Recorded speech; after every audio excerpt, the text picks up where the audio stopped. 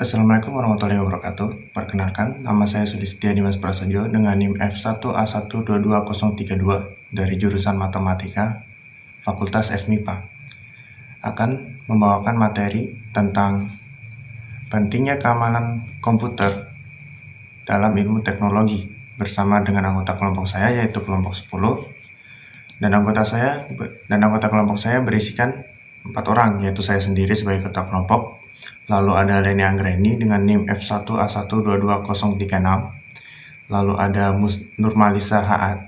Asis dengan NIM F1A1222040. Lalu ada Musrifa dengan NIM F1A1222039. Untuk topik utama hari ini kita akan bagi menjadi 4 topik. Yang pertama yaitu kejahatan komputer, yang kedua keamanan komputer, yang ketiga privasi, kebebasan, dan etika, dan yang keempat keamanan dan kepercayaan. Untuk materi pertama akan dibawakan oleh saudari Nurmalisa, untuk materi kedua akan dibawakan oleh saya, dan untuk materi ketiga akan dibawakan oleh Musrifa, serta materi keempat akan dibawakan oleh Leni Anggreni. Baiklah, langsung saja ke materinya. Untuk materi pertama saya persilakan kepada saudari Nurmalisa untuk menyampaikan materi.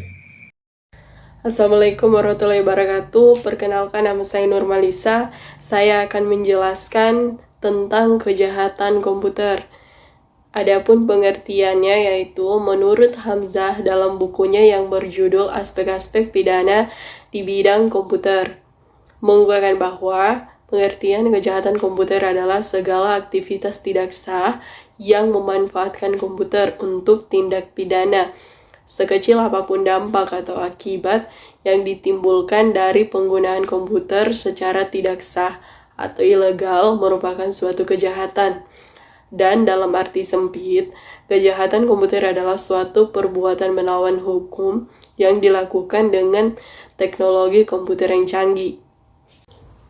Contoh beberapa faktor yang mempengaruhi terjadinya kejahatan komputer. Yang pertama, akses internet yang tidak terbatas. Yang kedua, kelalaian pengguna. Yang ketiga, sistem keamanan yang jaringannya lemah.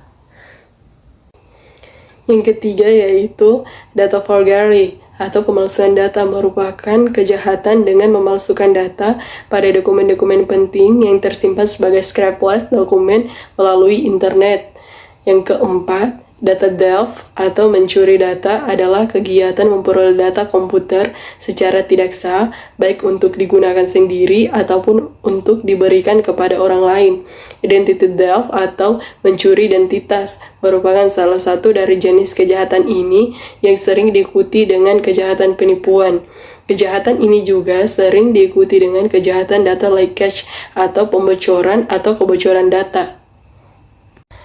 Contoh cybercrime atau kejahatan dunia maya yang sering dilakukan. Yang pertama, illegal access adalah akses tanpa izin ke sistem komputer dengan sengaja dan tanpa hak melakukan akses secara tidak sah terhadap seluruh atau sebagian komputer dengan maksud untuk mendapatkan data komputer atau maksud-maksud tidak baik lainnya. Yang kedua, illegal contents atau konten tidak sah merupakan kejahatan dengan memasukkan data atau informasi ke internet tentang sesuatu hal yang tidak benar, tidak etis, dan dapat dianggap melanggar hukum atau mengganggu ketertiban umum.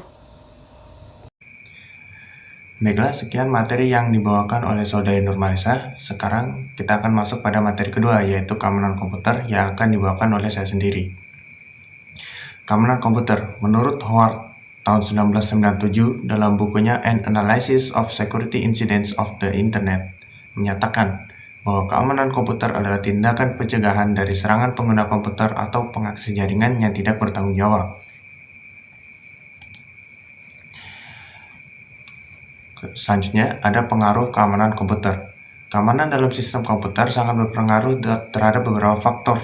Di bawah ini diantaranya adalah: pertama, social engineering; kedua, security hole pada sistem operasi dan service; ketiga, keamanan fisik; keempat, terserangan pada jaringan; kelima, DOS attack; 6, serangan via aplikasi berbasis web; 7, trojan, backdoor, rootkit, keylogger, ke-8, virus, worm; ke-9, anatomy of a hack.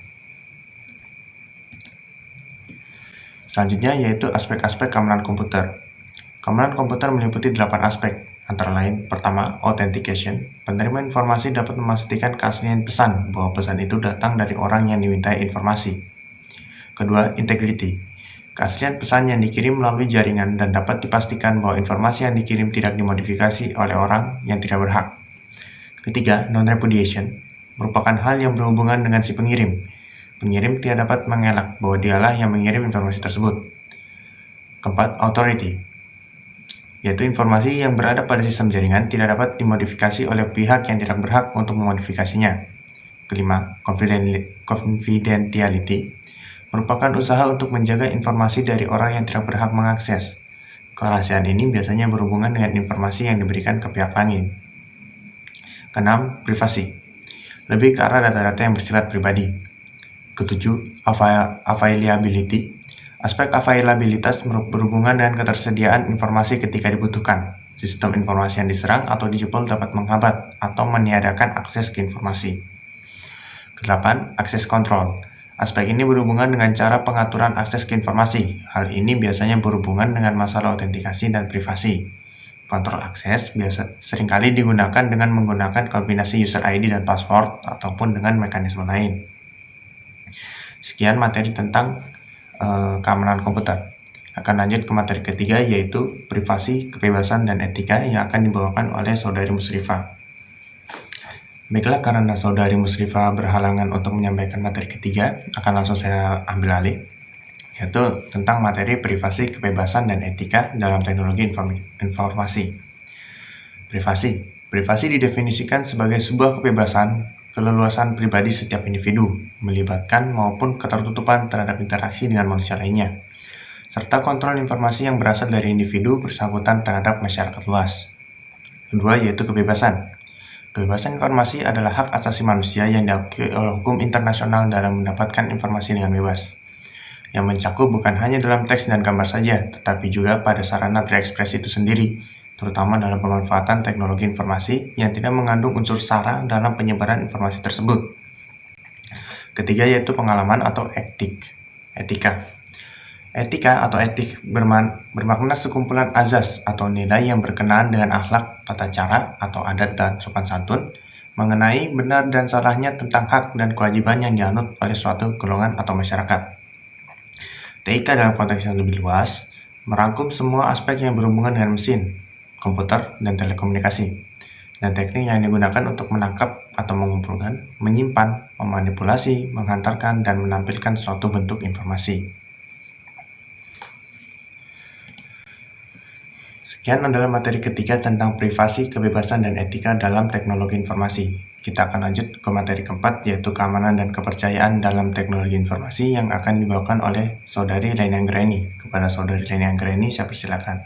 Assalamualaikum warahmatullahi wabarakatuh. Baik, saya akan melanjutkan penjelasan dari teman saya yang sebelumnya, yaitu keamanan dan kepercayaan. Keamanan data berperan penting dalam pembentukan kepercayaan untuk mengurangi kekhawatiran konsumen tentang penyalahgunaan data pribadi dan data transaksi yang dapat rusak dengan mudah. Ketika suatu tahap keamanan diterima dan sesuai dengan ekspektasi konsumen, maka konsumen mungkin akan bersedia untuk membuka informasi personal mereka dan akan melakukan transaksi dengan rasa aman. Banyaknya entitas yang bersinggungan dengan data pengguna, terjaminnya privasi data dan pengguna menjadi hal yang sangat penting. Perlindungan terhadap privasi secara umum meliputi 3 hal, yaitu perlindungan terhadap data, lokasi, dan identitas. Untuk menjamin agar privasi personal maupun perusahaan tidak dirusak sebagai akibat dari terbukanya data tersebut pada pengumpulan, pengiriman, dan pengolahan data, maka diperlukan teknik dan mekanisme yang mengatur akses terhadap data tersebut. Pentingnya menjaga privasi informasi, khususnya pelanggan, dan memastikan keamanan data untuk melindungi dan meningkatkan reputasi perusahaan dan hubungan dengan pelanggan, serta untuk meningkatkan kepercayaan pelanggan. Karenanya, untuk membangun hubungan jangka panjang dengan pelanggan, perusahaan harus menyadari pentingnya membangun dan menjaga kepercayaan pelanggan dengan menjaga informasi pribadi mereka. Sekian dari saya. Wassalamualaikum warahmatullahi wabarakatuh. Baiklah, sekian materi keempat, yaitu tentang keamanan dan kepercayaan dalam teknologi informasi yang dibawakan oleh saudari Leni Anggreni. Materi keempat ini sekaligus adalah materi terakhir yang kami bawakan dalam presentasi ini. Karena itu akan saya tutup presentasinya. Apabila Anda sebagai penonton ingin mengajukan pertanyaan, silakan ajukan pertanyaan pada forum. Kami akan coba jawab sebisa mungkin. Sekian dari kami. Wassalamualaikum warahmatullahi wabarakatuh.